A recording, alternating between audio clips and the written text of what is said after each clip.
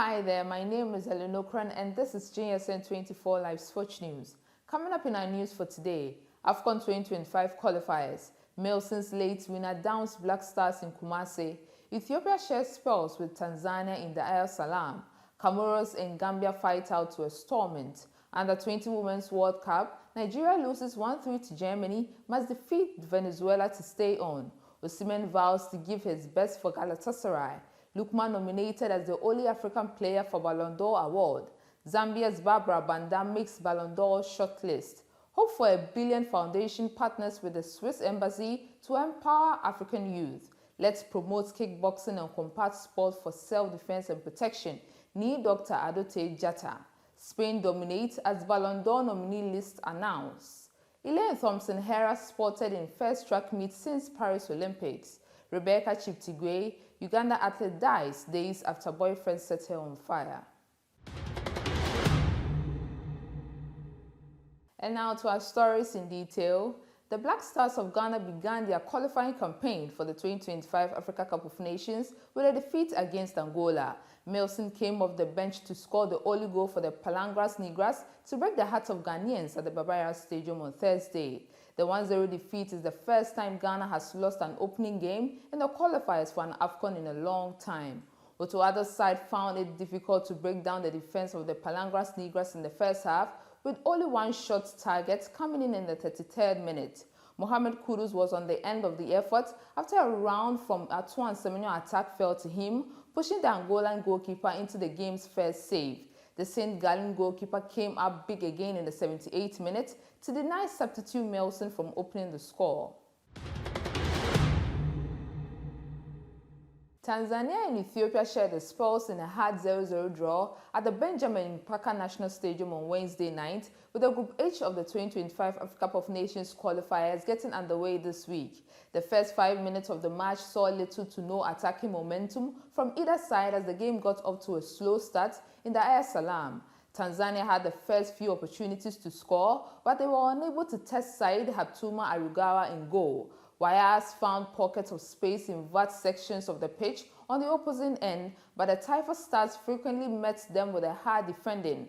Both Wires and the Taifa Stars found it difficult to advance the ball towards the 18-yard zones of the field when the halftime siren sounded. The game finished 0-0 at halftime, with all the final minutes shot on goal missing the mark. Comoros and Gambia battled out to a 1-1 draw in their 2025 Africa Cup of Nations qualifying fixture on Wednesday. Two spectacular free-kick goals scored by Machagama for the host and Musa Barrow for the visitors settled the Group A opener at the Ben Ahmed El Abdi Stadium in El Jadida. The sides have been drawn alongside Tunisia and Madagascar in Group A. The island nation made their competitive debut in 2021 edition, where they progressed from the group containing Morocco and Ghana before falling to host Cameroon in the last 16. In Tripoli, Libya and Rwanda also shared the spells, drawing 1-1 in their Group D opener. Sapel Al-Dawi puts Libya ahead in the 16th minute with a brilliant solo effort, but Rwanda's Innocent Intro equalized early in the second half. Despite both teams pushing for a winner, the match ended with each side taking a point. Now on the Under-20 Women's World Cup, Germany secured a 3-1 victory over Nigeria, scoring twice in the last 30 minutes as the Falconets squandered key scoring opportunities, particularly in the first half. Nigeria's Under-20 Women's national team, the Falconets, suffered a 1-3 defeat against Germany in their second group match of the ongoing FIFA Under-20 Women's World Cup in Bogota on Wednesday night. Germany took the lead in the 17 minutes with a header from 17-year-old Arawa Shetler, but Chiamaka Okechukwu equalized in the second half with a close-range finish. However, Shetler restored Germany's lead on the hour mark, and Sarah Enns sealed the win with a third goal in the stoppage time. Victor Osimhen has expressed his desire to create unforgettable memories with his new Turkish Super League club, Galatasaray. Osimhen joined Galatasaray on a 4-month loan deal from Napoli after he refused to take pay cuts from Chelsea on transfer deadline day. The forward officially signed the dotted line on Wednesday after a successful medical and all necessary agreements reached between Napoli and Galatasaray.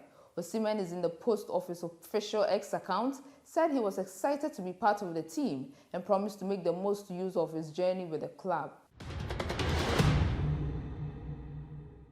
Super Eagles and Atalanta forward Ademola Lookman is the only African player to be nominated for the 2024 Ballon d'Or.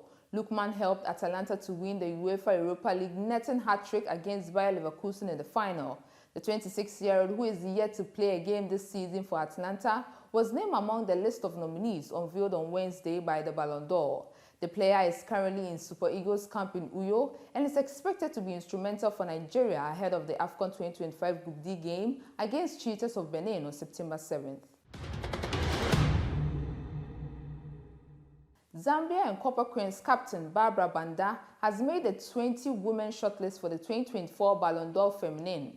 Prior to the Paris 2024 Olympics, the Orlando Pride new acquisition was joined top of the National Women's Soccer League leaderboard with 12 goals in 12 games, helping Pride to remain unbeaten through the first half of the season.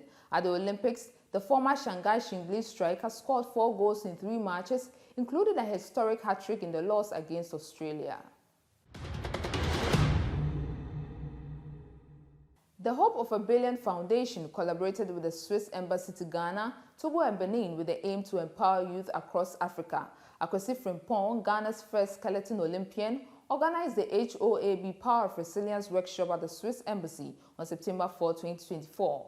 The event welcomed 25 students from Bachona to UWMHHSB, along with their teachers for a day filled with inspiration and learning.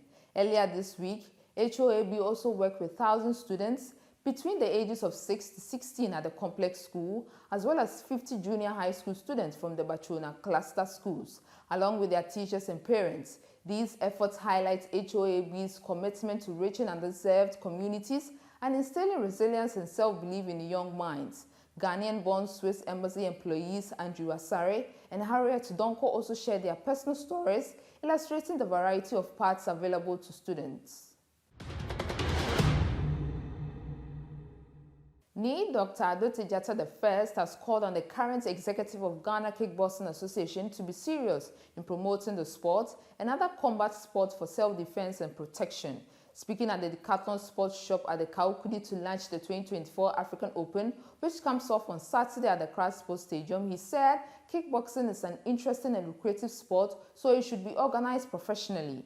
Current Vice President of the Federation, who happens to be the promoter, Sivano Tuekpe, said it's not only about fighting, but other things that makes one discipline as derived from the sport. Mr. Yakubu Abdul Razak, aka Commando, President of the Ghana Kickboxing, said it's not a bad sport, but a profession that is well as a pastime. He encouraged parents to introduce their children into the sport, which is moving fast globally.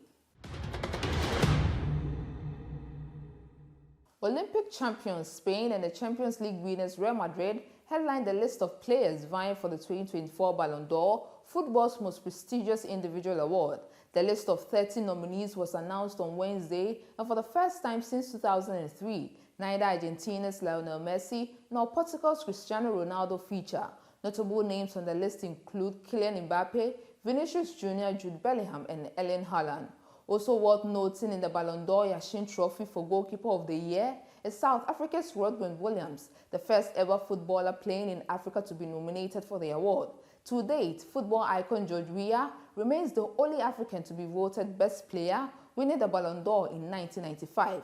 Created by France Football magazine, the Ballon d'Or was first awarded in 1956. The winners are voted for by the jury of men's and women's soccer journalists. The 2024 awards will be presented at the ceremony in Paris on 28th of October.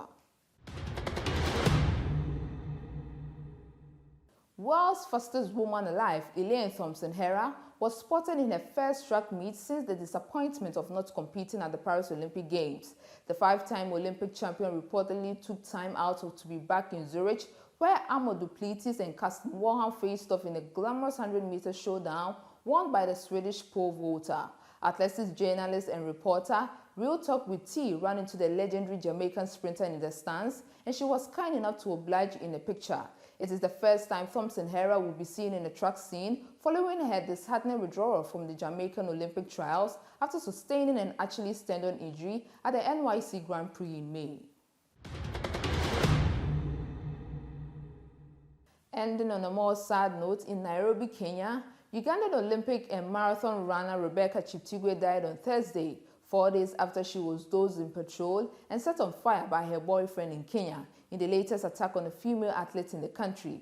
Cheptegei, 33, who competed in the Paris Olympics, suffered burns to more than 75% of her body in Sunday's attack, Kenyan and Ugandan media reported. She is the third prominent sportswoman to be killed in Kenya since October 2021. Cheptegei, quote, passed today morning at 5:30 a.m. after her organs failed, told by Owen Munak, Senior Director of the Clinical Services at the Moi Teaching and Referral Hospital. Thank you for watching. This is all I have for you for now. Do like and subscribe. I'll be back with more.